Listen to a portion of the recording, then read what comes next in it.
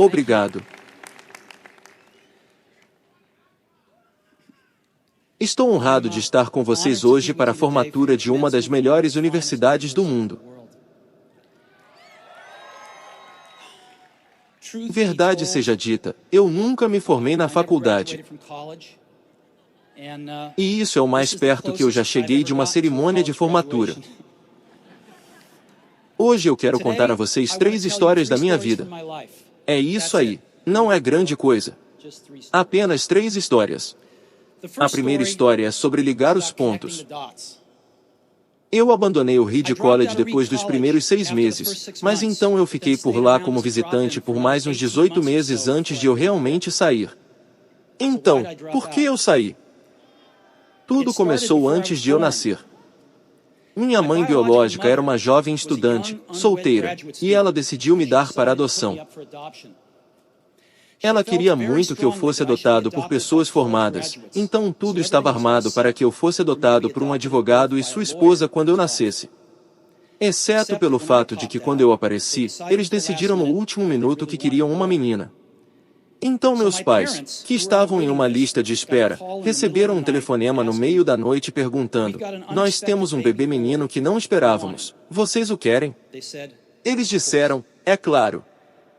Minha mãe biológica descobriu mais tarde que minha mãe nunca tinha se formado na faculdade college e que meu pai nunca tinha completado o ensino médio.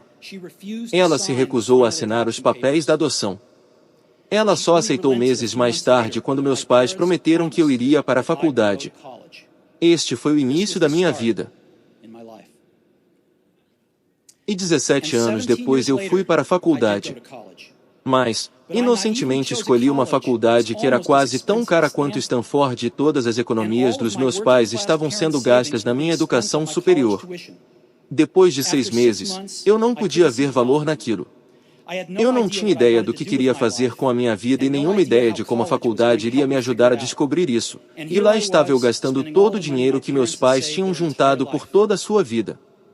Então eu decidi largar a faculdade e acreditar que tudo ficaria bem. Foi muito assustador naquela época, mas olhando para trás foi uma das melhores decisões que já fiz. No minuto em que larguei, eu pude parar de assistir às matérias obrigatórias que não me interessavam, e comecei a frequentar aquelas que pareciam interessantes. Não foi tudo assim romântico. Eu não tinha um quarto no dormitório, por isso eu dormia no chão do quarto de amigos. Eu retornava garrafas de Coca-Cola por 5 centavos cada para comprar comida e andava 11 quilômetros para atravessar a cidade todo domingo à noite para ter uma boa refeição por semana no templo Hare Krishna. Eu adorava. E muito do que eu encontrei seguindo minha curiosidade e intuição se mostrou de valor incalculável mais tarde. Deixe-me dar um exemplo. O Reed College naquele tempo oferecia talvez a melhor formação de caligrafia do país. Em todo o campus, cada pôster e cada etiqueta de gaveta foi maravilhosamente caligrafado à mão. Como eu tinha largado o curso e não tinha que assistir às aulas normais, eu decidi tomar aulas de caligrafia para aprender a fazer isso. Aprendi sobre fontes com serifa e sem serifa, sobre variar a quantidade de espaço entre diferentes combinações de letras, sobre o que torna uma bela tipografia bela. Era lindo, histórico, artisticamente sutil de uma maneira que a ciência não pode capturar, e eu achei isso fascinante. Nada disso tinha sequer um lampejo de aplicação prática na minha vida. Mas 10 anos depois, quando estávamos projetando o primeiro computador Macintosh, tudo voltou para mim, e nós colocamos tudo no Mac. Foi o primeiro computador com tipografia bonita. Se eu nunca tivesse caído naquele curso na faculdade, o Mac nunca teria tido múltiplos tipos de letra ou fontes proporcionalmente espaçadas.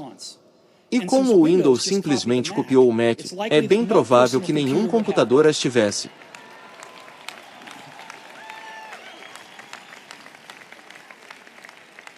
Se eu nunca tivesse deixado a faculdade, eu nunca teria caído naquela aula de caligrafia, e os computadores poderiam não ter a maravilhosa tipografia que têm. É claro que era impossível conectar os pontos olhando para frente quando eu estava na faculdade, mas aquilo ficou muito claro olhando para trás 10 anos depois, Mais uma vez, você não pode conectar os pontos olhando adiante, você só pode conectá-los olhando para trás. Então você tem que confiar que os pontos de alguma forma conectam em seu futuro. Você tem que confiar em alguma coisa, Deus, destino, vida, karma, o que for. Acreditar que os pontos vão se conectar no caminho vai lhe dar a confiança para seguir seu coração, mesmo quando ele te levar fora do caminho padrão. E isso vai fazer toda a diferença.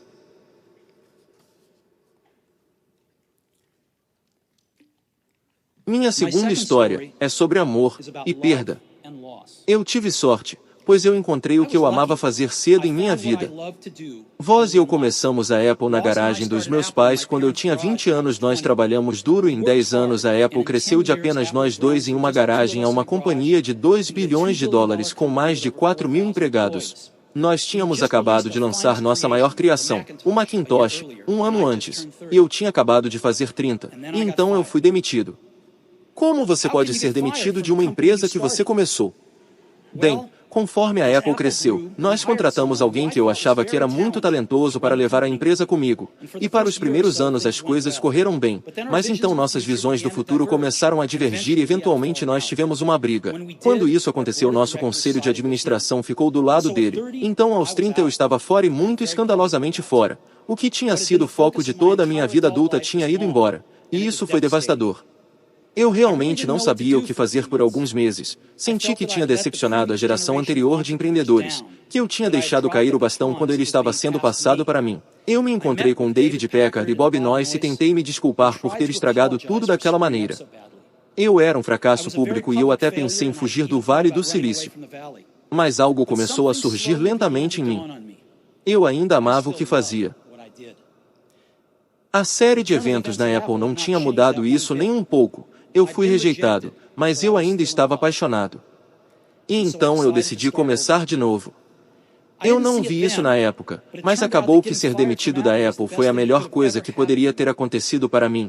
O peso de ser bem-sucedido foi substituído pela leveza de ser de novo um iniciante, menos certezas sobre tudo. Isso me libertou para entrar num dos períodos mais criativos da minha vida. Durante os 5 anos seguintes, criei uma companhia chamada Next e outra companhia chamada Pixar e me apaixonei por uma mulher maravilhosa que se tornou minha esposa. Pixar passou a criar o primeiro longa-metragem animado por computador do mundo, Toy Story, e é o estúdio de animação mais bem-sucedido do mundo.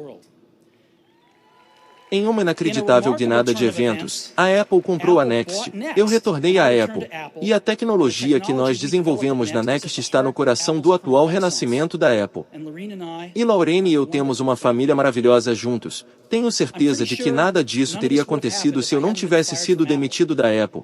Foi um horrível e amargo remédio, mas acho que o paciente precisava dele. Às vezes a vida te bate na cabeça com um tijolo. Não perca a fé, estou convencido de que a única coisa que me permitiu seguir adiante foi o amor pelo que eu fazia. Você tem que encontrar o que você ama, e isso é tão verdade para o seu trabalho quanto é para seus relacionamentos. Seu trabalho vai preencher uma parte grande da sua vida e a única maneira de estar realmente satisfeito é fazer o que você acredita ser um ótimo trabalho.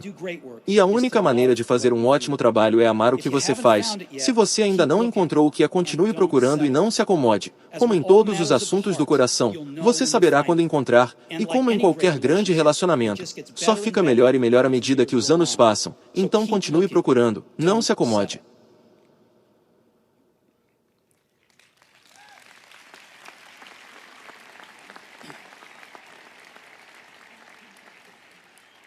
Minha terceira história é sobre morte. Quando eu tinha 17 anos, li uma frase que era algo assim: se você viver cada dia como se fosse o último, algum dia você com certeza estará certo. Ele deixou uma impressão em mim, e desde então, nos últimos 33 anos, eu olhei no espelho todas as manhãs e perguntei a mim mesmo: se hoje fosse o último dia da minha vida, eu iria querer fazer o que estou prestes a fazer hoje? E sempre que a resposta fosse não por muitos dias seguidos, eu sabia que precisava mudar alguma coisa. Lembrar que eu estarei morto em breve é a ferramenta mais importante que já encontrei para me ajudar a fazer grandes escolhas na vida. Porque praticamente tudo, todas as expectativas externas, todo o orgulho, todo o medo de se constranger ou falhar, estas coisas simplesmente somem diante da morte, deixando apenas o que é verdadeiramente importante. Lembrar que você vai morrer é a melhor maneira que eu conheço para evitar a armadilha de pensar que você tem algo a perder. Você já está nu. Não há razão para não seguir seu coração. Cerca de 1 ano atrás eu fui diagnosticado com câncer. Eu fiz um exame às 7h30 da manhã, e ele mostrava claramente um tumor no meu pâncreas. Eu nem sabia o que era um pâncreas. Os médicos me disseram que esse era quase certamente um tipo de câncer incurável, e que eu não deveria esperar viver mais do que 3 a 6 meses. Meu médico me aconselhou a ir para casa e pôr minhas coisas em ordem, o que é um código dos médicos para "prepare-se para morrer". Significa tentar dizer aos seus filhos tudo o que você pensou que teria os próximos 10 anos para lhes dizer, em apenas alguns meses. Significa ter certeza que tudo está abotoado de modo que seja o mais fácil possível para sua família. Significa dizer seu adeus. Eu vivi com aquele diagnóstico o dia inteiro. Mais tarde naquela noite eu fiz uma biópsia, onde eles enfiaram um endoscópio pela minha garganta abaixo, através do meu estômago e dentro dos meus intestinos.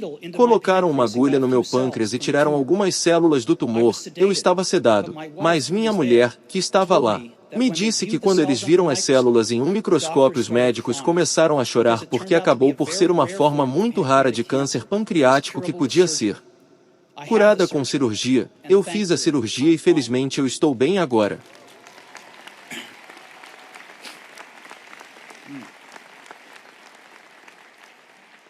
Este foi o mais perto que eu estive de encarar a morte, e eu espero que seja o mais perto que eu chegue por mais algumas décadas.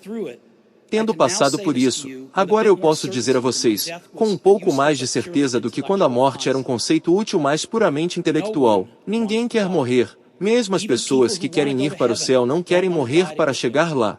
E ainda a morte é o destino que todos nós compartilhamos. Ninguém jamais escapou dela. E assim é como deve ser. Porque a morte é muito provavelmente a melhor invenção da vida, é o agente de mudança da vida. Ela limpa o velho para abrir caminho para o novo. Neste momento, o novo são vocês, mas algum dia não muito distante, vocês gradualmente se tornarão o velho e serão varridos. Desculpa ser tão dramático, mas isso é bem verdade. Seu tempo é limitado, então não o desperdice vivendo a vida de outra pessoa. Não fiquem presos por dogmas, que é viver com os resultados do pensamento de outras pessoas. Não deixem que o barulho da opinião dos outros cale a sua própria voz interior. E o mais importante, tenham a coragem de seguir seu coração e intuição. Eles de alguma forma já sabem o que você realmente quer se tornar. Todo o resto é secundário.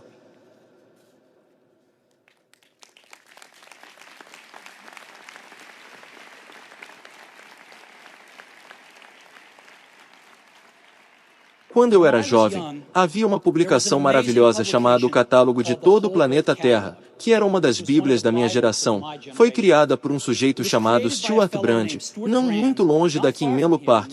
Ele a trouxe à vida com seu toque poético. Isso foi no final dos anos 60 antes dos computadores pessoais e da editoração eletrônica. Então tudo foi feito com máquinas de escrever, tesouras e câmeras Polaroid. Era como o Google em forma de livro, 35 anos antes do Google aparecer. Era idealista, cheio de boas ferramentas e noções. Stuart e sua equipe publicaram várias edições do catálogo de todo o planeta Terra, e depois, quando ele já tinha cumprido sua missão, eles lançaram uma edição final. Era meados dos anos 70, e eu tinha a idade de vocês. Na contracapa de sua edição final havia uma fotografia de uma estrada rural numa manhã cedo, o tipo que você poderia encontrar se pedindo carona se fosse aventureiro. Abaixo, estavam as palavras: permaneça faminto, permaneça tolo. Foi a mensagem de despedida deles ao terminar. Permaneça faminto, permaneça tolos. E eu sempre desejei isso para mim mesmo. E agora, quando vocês se formam para começar de novo, eu desejo isso para vocês. Permaneçam famintos, permaneçam tolos. Obrigado a todos. Muito obrigado.